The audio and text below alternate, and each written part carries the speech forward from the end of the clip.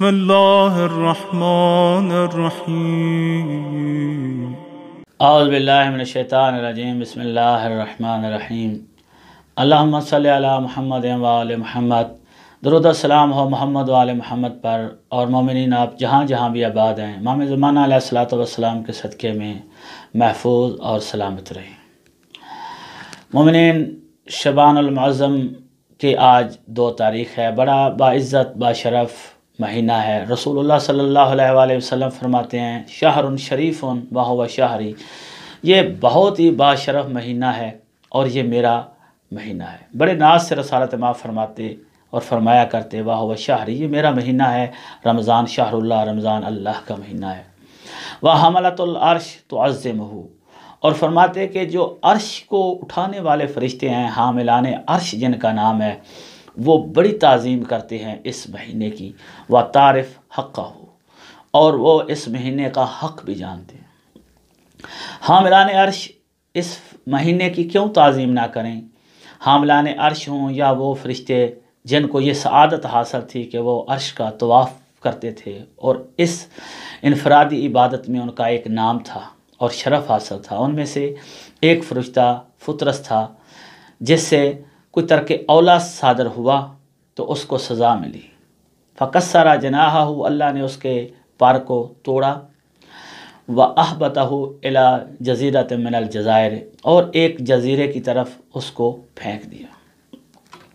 فَمَكَثَ 500 عام فِيهَا، اس جزیرے میں وہ 500 سال فطرس پڑا رہا۔ 500 سال کے عرصے میں خدا کی حجتیں آئیں، انبیاء آئے، اولِ العزم رسل آئے، خاتم المرسلین آئے، لیکن اس کو معافی نہیں ملی۔ یہ 500 سال کے عرصے میں وہ استغفار بھی کرتا رہا، عبادت الہی بھی کرتا رہا، توبہ بھی کرتا رہا، لیکن جب امام حسین علیہ السلام کی آمد کا دن تھا، جبریل علیہ السلام، اور یہ فرماتے ہیں کہ کان صدیقاً لجبریل، یہ جبریل علیہ السلام کا دوست تھا، تو 10,000 قبیل کے ساتھ جبریل علیہ السلام جب رسالت ماں کی بارگاہ میں ہدیہ تبریک پیش کرنے کے لیے تشریف لائے تو اس وقت اتنے زیادہ فرشتوں کو زمین پر آتے ہوئے دیکھ کر جبریل سے پوچھتا ہے کہ آج کہاں جا رہے ہیں اور کیا میرے گناہ کی معافی مجھے مل سکتی ہے، میرا کھویا ہوا مقام، ٹوٹے ہوئے پر ٹھیک ہو سکتے ہیں؟ جبریل علیہ السلام نے اٹھایا، رسالت مآب کی بارگاہ میں لے آئے۔ رسول اللہ بھی موجود تھے اور امام حسین علیہ السلام بھی موجود تھے۔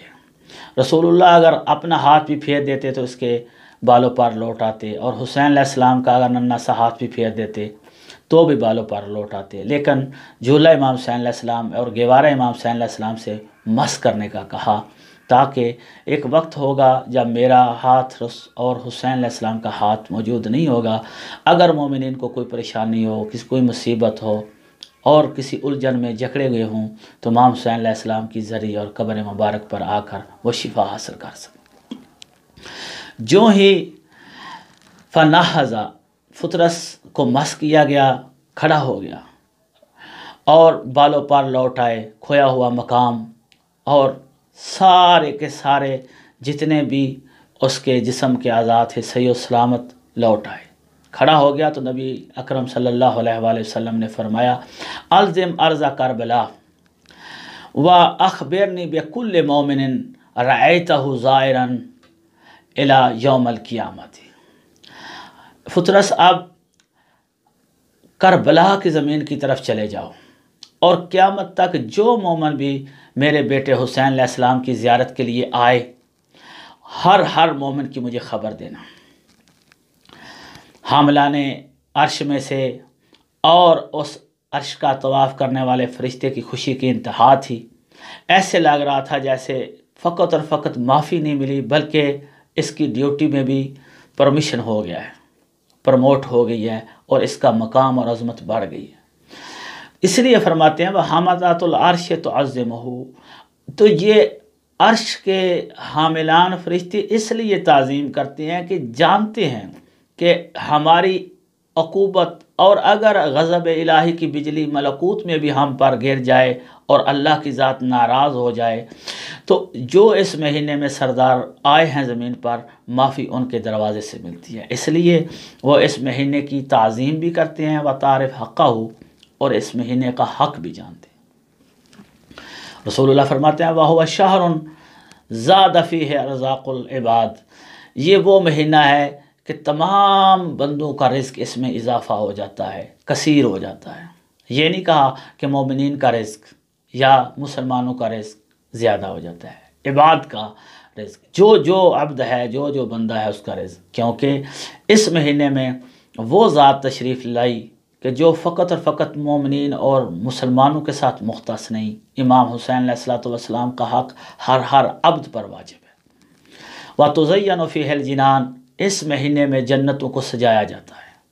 طبی سی بات ہے جب بھی کوئی مالک آئے تو مکان کو سجایا جاتا ہے۔ جنت کے سردار امام حسن امام حسین علیہ السلام ہیں، امام حسین علیہ السلام کی آمد ہے اس مہینے میں، تو ساری کی ساری جنتوں کو سجایا جاتا ہے۔ اور اسے شعبان بھی اس لیے کہا جاتا ہے کہ مومنین کا رزق اس میں اور عبدگان خدا کا رزق اس میں بہت زیادہ ہو جاتا ہے۔ فقط رزق میں اضافہ نہیں ہوتا، یضاعف الحسنۃ ب70، اگر کوئی عمل کرنے والا، کوئی نیکی انجام دینے والا اس مہینے میں نیکی انجام دیتا ہے تو ایک نیکی 70 نیکیوں کے برابر لکھی جاتی ہے۔ وَالسَّیِّئَاتُ مَحْطُوطَةٌ، گناہ اس میں مٹائے جاتے ہیں۔ وَالذَّنبُ مَغْفُورَةٌ، اور گناہوں کو معاف کیا جاتا ہے۔ وَالْحَسَنَةُ مَقْبُولَةٌ، اور نیکیوں کو اللہ کی ذات اس مہینے میں قبول فرماتی ہے۔ ممکن ہے ایک نیکی کی جائے، اپنی طرف سے ہم نیکی کریں لیکن وہ بارگاہ الہی میں قبول نہ ہو، لیکن اس مہینے کی عزت اور عظمت اتنی زیادہ ہے کہ کوئی بھی کی جانے والی نیکی اللہ کی ذات رد نہیں کرتی۔ وَيَنْظُرُ إِلَىٰ عِبَادِهِ وَيُبَاهِي بِهِمْ حَمَلَةَ الْعَرْشِ، اللہ کی ذات اپنے بندوں پر اس مہینے میں خاص نظر کرم فرماتی ہے، اور عبادت کرتے ہوئے بندے، روزے رکھتے ہوئے، ذکر محمد و آل محمد میں مشغول، اور مومنین جو بھی نیک افعال اور اعمال انجام دے رہے ہوتے ہیں ان پر اللہ کی ذات مباحات اور فخر کرتی ہے حاملان عرش کے مقابلے میں۔ تو مومنین سے التماس ہے دعاؤں میں یاد رکھا کریں۔ والسلام علیکم ورحمۃ اللہ۔